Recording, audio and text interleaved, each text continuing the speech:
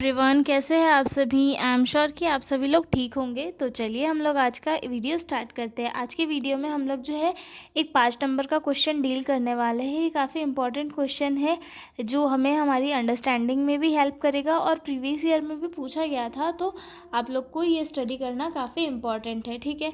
और जो लोग भी चैनल पर नए हैं वो लोग मेरे चैनल को सब्सक्राइब कर लिए, वीडियो को लाइक करें और अपने दोस्तों के साथ शेयर ज़रूर करें ताकि सभी को जो है ईजी लैंग्वेज में नोट्स मिल सके। और हाँ, अगर पीडीएफ नोट्स की रिक्वायरमेंट हो तो आप लोग मेरे जो डिस्क्रिप्शन में मेल दिया हुआ है उस पर कांटेक्ट करके ये पीडीएफ नोट्स ले सकते हो, ठीक है। तो चलिए स्टार्ट करते हैं। Purpose and scope of assessment. Purpose का मीनिंग क्या है? पर्पस दैट मीन्स कि जो असेसमेंट है वो उसका यूज़ क्यों किया जाता है, किस लिए उसे यूज़ किया जाता है। और स्कोप दैट मीन्स कि किन किन एरियाज़ में उसे यूज़ किया जाता है असेसमेंट को, ठीक है।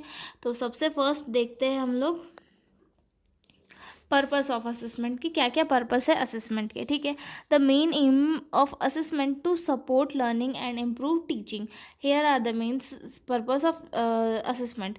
जो असेसमेंट होता है उसका सिर्फ एक मेन पर्पस होता है कि जो कोई भी स्टूडेंट है या फिर कोई भी बंदा है उसकी जो लर्निंग है उसे इम्प्रूव किया जाए, स्किल्स है उसे इम्प्रूव किया जाए। क्योंकि असेसमेंट के थ्रू हम उस पर्सन को ये बता सकते हैं कि तुम्हारी चीज़ें यहाँ यहाँ पे डेवलप है, तुम्हें यहाँ इन इन स्टेजेस पे काम करना है और तुम्हारी ये चीज़ें अच्छी है और यहाँ पे तुम्हें इम्प्रूवमेंट चाहिए। तो ऑल ओवर इससे जो है टीचिंग लर्निंग को इम्प्रूव किया जाता है और किसी भी स्किल को इम्प्रूव करने के लिए जो असेसमेंट को यूज़ किया जाता है, किसी चीज़ों को जज करने के लिए जो असेसमेंट को यूज़ किया जाता है, ठीक है। कुछ मेन पर्पस है मैंने जो लिखे हैं यहाँ पे असेसमेंट के, तो चलिए हम इसे स्टार्ट करते हैं, ठीक है। तो सबसे फर्स्ट पर्पस है to evaluate learning outcomes. Measure how much student has learn from teaching. मतलब जो टीचर पढ़ा रहा है वो बच्चा कितना सीख रहा है, इसे चेक करने के लिए जो है टीचर असेसमेंट करता है बच्चों के बीच में। चाहे फिर वो टेस्ट के माध्यम से कर सकता है या फिर वो ओरली पूछने के थ्रू जो है बच्चों से चीज़ों का आउटकम ले सकता है, ठीक है। फॉर एग्जाम्पल के लिए checking if a student understand the procedure of hand washing. यानी कि अगर कोई टीचर है उसने बच्चों को सिखाया है हैंड वॉशिंग की प्रोसेस की, hand washing step by step कैसे की जाती है, और उसके बाद टीचर जो है खुद बच्चों से करवाता है कि तुम अब मुझे परफॉर्म करके दिखाओ कि तुमने क्या सीखा। तो ये हो गया एक असेसमेंट कि बच्चों को आया है या नहीं आया है, ठीक है। उसके बाद आता है second purpose to identify strength and weakness. Assessment से जो टीचर है या फिर जो अपर अथॉरिटी है उन्हें ये पता चल जाता है कि उनकी जो लोअर वर्कर है या फिर स्टूडेंट्स वगैरह है या लर्नर्स है उनके बीच में किस चीज़ को लेकर इम्प्रूवमेंट नहीं आई है अभी तक। दैट मीन्स कि जो चीज़ें वो कर रहे हैं उनमें कहाँ पर इम्प्रूवमेंट की नीड है। Help to find out where student are strong and where they need help. मतलब असेसमेंट के थ्रू जो है उनकी स्ट्रेंथ और वीकनेस के बारे में पता लग जाता है, जिससे कि हम उनकी जो वीकनेस है उसे शॉर्ट आउट कर सके, ठीक है। For example a student may be good at theory but weak in practical skill. जैसे कि कुछ स्टूडेंट्स होते हैं जिनका प्रैक्टिकल अच्छा नहीं होता लेकिन थ्योरी अच्छा होता है। तो असेसमेंट के थ्रू हमें ये पता चल जाता है कि जो बच्चा है उसका प्रैक्टिकल अच्छा नहीं है, तो हम उसके प्रैक्टिकल पर फोकस करके उसकी वीकनेस को कम करते हैं और प्रैक्टिकली भी उसका नॉलेज बढ़ाते हैं, ठीक है। उसके बाद आता है थर्ड पॉइंट, उसमें आता है टू प्रोवाइड फीडबैक। असेसमेंट के थ्रू फीडबैक भी दिया जाता है। Give a useful feedback in both teacher and student और टीचर दोनों को एक यूज़फुल फीडबैक दिया जाता है असेसमेंट के through. Help student to know what to improve and how to improve.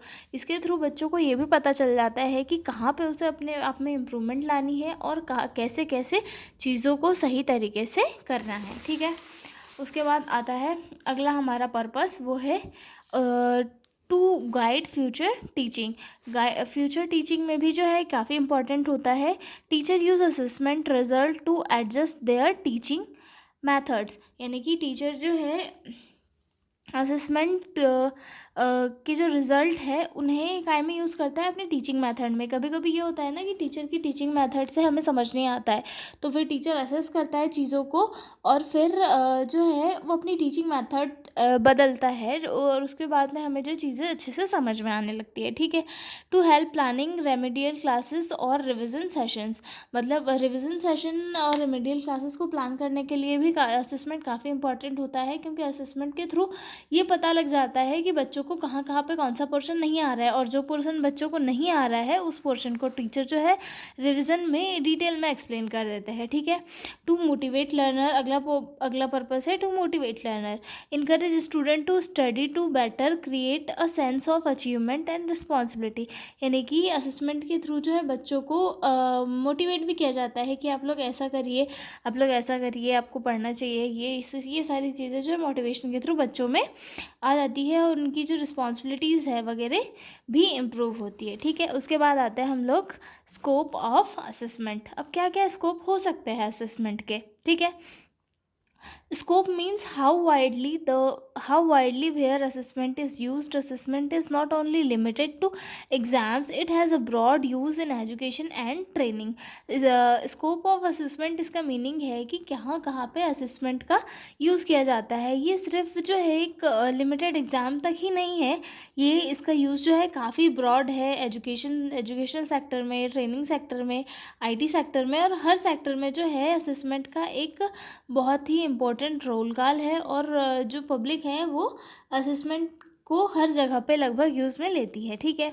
उसके बाद आते हैं first scope, assessment in all learning area. Assessment जो है सारे लर्निंग एरियाज़ में यूज़ किया जाता है, फॉर नॉलेज के असेस करने में, थ्योरी बेस्ड हो, स्किल बेस्ड हो, या फिर एटीट्यूड, बिहेवियर, कम्युनिकेशन, इन सारी चीज़ों को असेस करने के लिए जो है असेसमेंट यूज़ किया जाता है। ठीक है। Assessment for all learners, assessment जो है ऑल लर्नर, जैसे कि स्कूल स्टूडेंट हो गया, कॉलेज स्टूडेंट हो गया, ट्रेनिंग स्टूडेंट हो गया, सारे जगहों पे यूज़ किया जाता है। ठीक है।